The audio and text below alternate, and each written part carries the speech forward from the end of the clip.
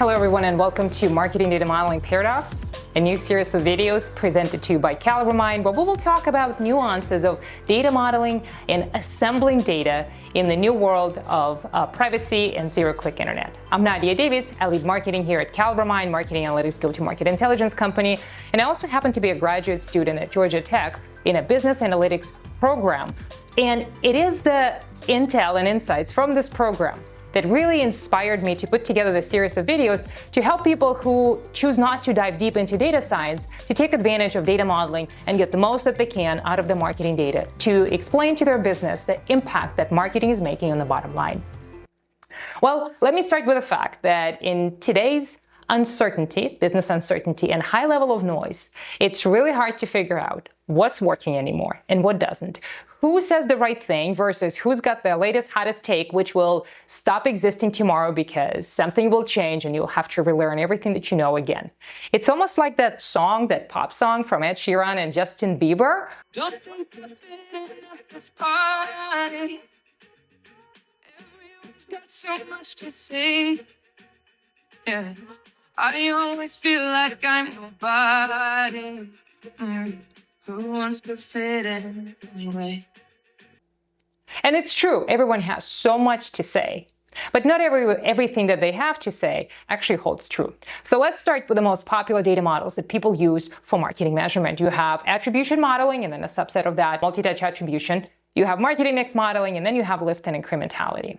So let me first start by saying that these three models find preference amongst different verticals of marketing based on what kind of skill set and knowledge goes into building the model. Here's what I mean. Attribution historically is very heavily reliant on system integration, collecting data from multiple digital systems, including your CRM. It lives very much in the skill set of revenue operations and marketing operations. It's very dependent on mapping fields correctly, entering data correctly, mapping leads to accounts, de-identifying website visitors again so that the contact can be mapped to account and then traced to opportunity, right? And every tool out there that's a walled garden has its own module of attribution. So it has some kind of a math, running on the back end, showing you how that specific tool is performing, doing their homework. However, the notion of bringing all the data into one place to show you the true picture of how marketing efforts are contributing to revenue is very, very important. Attribution is a tactical marketing measurement, best used for assembling the buyer's journey, kind of showing what's happening in the dark funnel before you can, before an opportunity is opened. Used at QBRs to establish how marketing influenced revenue within a shorter period of time, so short-term goal focus, right? However, when it comes to strategic high-level planning, attribution does not really play as much of a role as marketing mix modeling does. So that's model number 2. Marketing mix modeling is a completely different creature from attribution. And we can start with the fact that it's very much a data science concept. It's not an operational or operations-centric model. And here's what I mean by that. Marketing mix modeling, or media mix modeling is a subset of that, does not really care about your cross-system integration, lead to account mapping, the identification of visitors. It does not even care if you have a CRM. Shocker. What it does care about is that you have a large data set. Think about a ginormous spreadsheet or Google sheet, right? Or you have rows and columns with the data that is presented by time period. So your rows could be time periods, right? And your columns could be your sales in the first column and then all the spend for all of the marketing channels, right? If you went to business school and stats was one of your classes, if you remember linear regression modeling, that's the easiest, kind of simplest memory jogging that I could do for you. But ultimately, it's a model that is very dependent on large data set. And it looks at changes in sales over a period of time as related to changes in each one of the marketing channels. And that's how it gives you the insights from this model, right?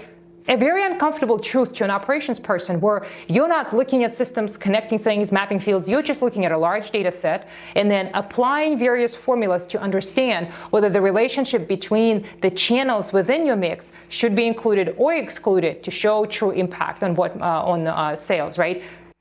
Again, I don't want you to dive into data science. However, it illustrates the different skill set and knowledge base that's required to be able to interpret the model or even ask the right questions of the model. Because within the world of marketing mix modeling, it can be built with many different models, and which model you choose depends on all of the nuances that are more data science in nature. Now, let's go to the third dimension. That dimension is incrementality and lift. Again, we talked about attribution living in the world of ops, marketing mix modeling living in the world of data science and analytics. Incrementality and lift lives in the world of campaign operations.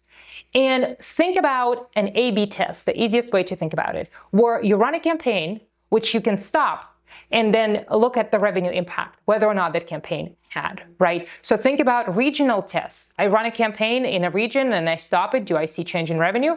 Think about campaigns that are seasonal. If I stop this campaign for a week, will it make a significant dent in revenue? Should I continue running it, right? Again, a very tactical, very A/B test focused model, which also kind of gets swooped under this marketing models at large concept, but in reality serves a very specific purpose. And it's good to understand where those boundaries lie. Now, we talked about the models. What we didn't talk about is the accuracy of each model. And I'm going to blow your mind. Define this notion that everything is dead out there because people tried and trust them, it's all dead.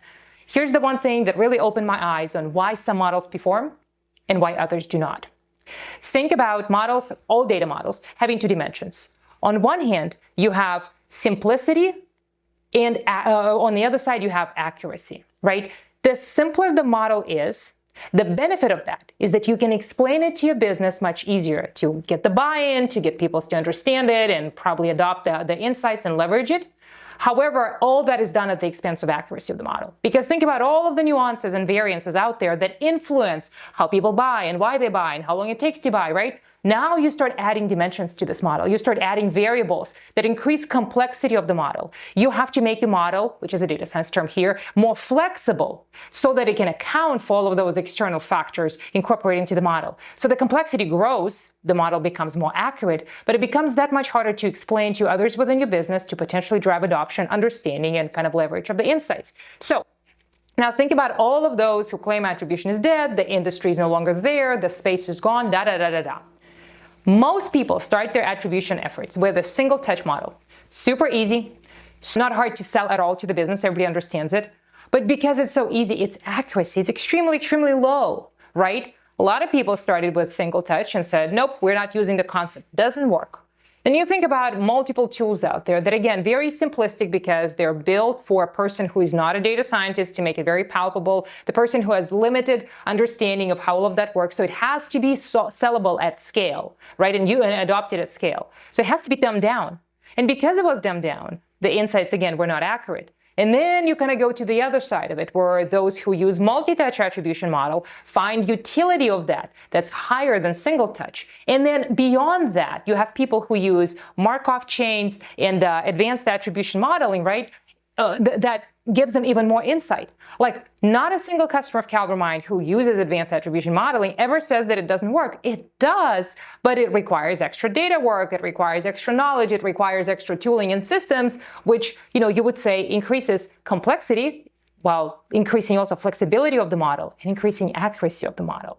So now think about marketing mix modeling. Again, that is the new level of complexity that requires data science principles applied. It requires data hygiene. It requires availability of data. It requires you flattening the data where your opportunities don't happen, in the tens or hundreds every week or every month. You have to figure out what your conversion mechanism would be as a proxy to revenue, which you will be examining in that model.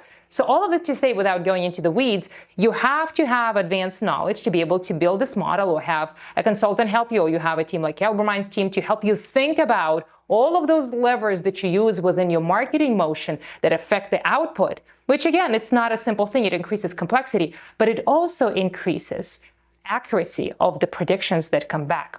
So hopefully in this first video, we talked about the different skill sets that advocate for use of this or that model and the importance of using all of the models depending on what questions you want to ask, whether your questions are focused on short-term, attribution would be helpful, or long-term, which is marketing mix modeling, or performance of specific campaigns, which would be incrementality and lift, and how simple models, while being easy to understand and sell into the business, are very limited in their accuracy. And more complex models have higher flexibility to account for all of the nuances in the market. So leveraging all of these concepts really empowers you as a marketing leader to understand what type of modeling you can ask for your teams to look into to explain how marketing influences the bottom line for your business.